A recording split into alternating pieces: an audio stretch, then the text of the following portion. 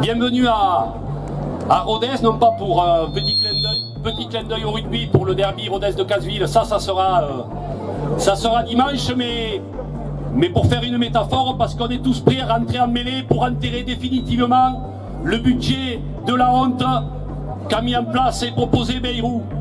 Bonjour à toutes et tous. Nous sommes réunis aujourd'hui dans l'unité.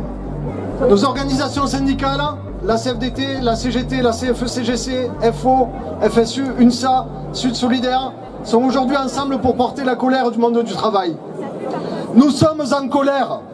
Les travailleurs et les travailleuses que nos organisations représentent sont en colère.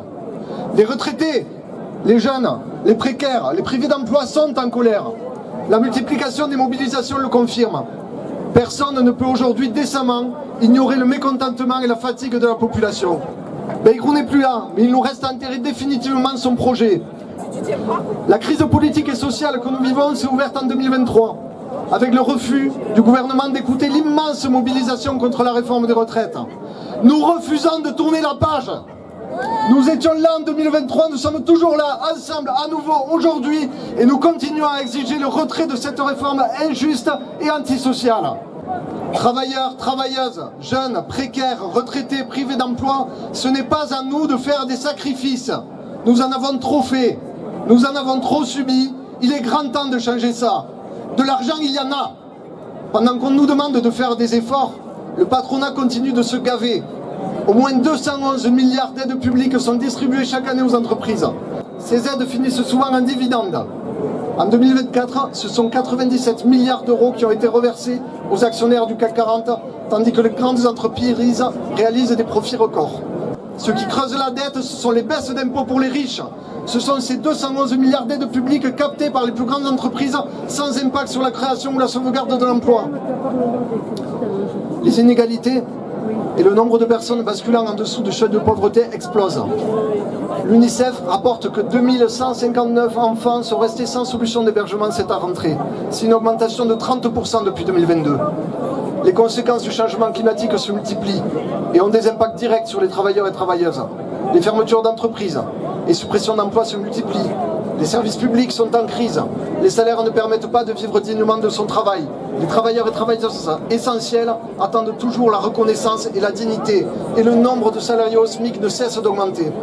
Et pourtant, de l'argent, il y en a. Il est urgent d'inverser la tendance. Il faut augmenter les salaires et faire contribuer les plus riches.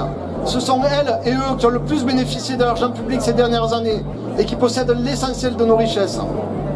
Les pistes du budget présentées en juillet par le Premier ministre ont été immédiatement et unanimement condamnées par nos organisations.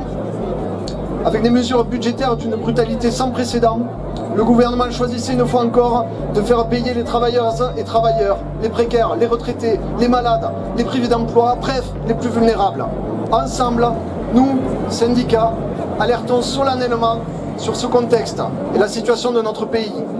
Ce que nous défendons ensemble, ce sont des vies dignes, des écoles qui accueillent tous les enfants dans de bonnes conditions, des structures pouvant accueillir dignement nos anciens et les personnes en situation de handicap, des hôpitaux qui soignent sans délai et des soignants et soignantes dont les conditions de travail sont respectées, des transports accessibles et écologiques, des services publics disponibles sur tout le territoire, des retraites et des allocations chômage décentes, des salaires qui permettent de vivre et non de survivre. Nous voulons des moyens budgétaires à la hauteur des missions des services et des politiques publiques. Des mesures pour lutter contre la précarité et renforcer la solidarité. Des investissements dans une transition écologique juste et la réindustrialisation de la France. Des mesures contre les licenciements. La justice fiscale, avec la mise en place de dispositifs qui taxent les gros patrimoines et les très hauts revenus, contraignent le versement des dividendes et conditionnent fortement les aides aux entreprises. Une protection sociale de haut niveau et l'abandon de la retraite à 64 ans.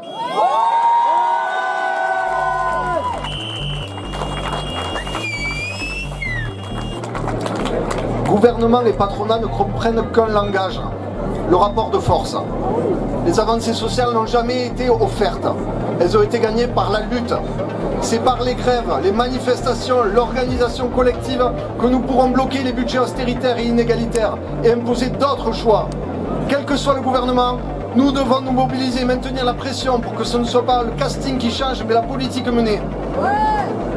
Nombre d'entre nous étaient dans la rue le 10 septembre. Nous sommes plus nombreux encore aujourd'hui dans l'unité syndicale. Et demain, et dans les semaines qui viennent, soyons plus nombreux encore. Solidaires et unitaires, nous pouvons gagner, nous pouvons les faire plier. Nous pouvons transformer notre colère en espoir et imposer que ce ne soit pas à nous de payer la facture. Alors sur nos lieux de travail, construisons les grèves les plus importantes possibles. C'est la meilleure manière de toucher l'économie et de faire basculer le gouvernement, reculer le gouvernement et le patronat. Nos organisations appellent dans l'unité les travailleuses, les travailleurs, les retraités, les privés d'emploi, les jeunes à continuer à se mobiliser massivement pour changer la donne et gagner des avancées sociales. Toutes et tous ensemble, imposons un véritable changement pour plus de justice sociale.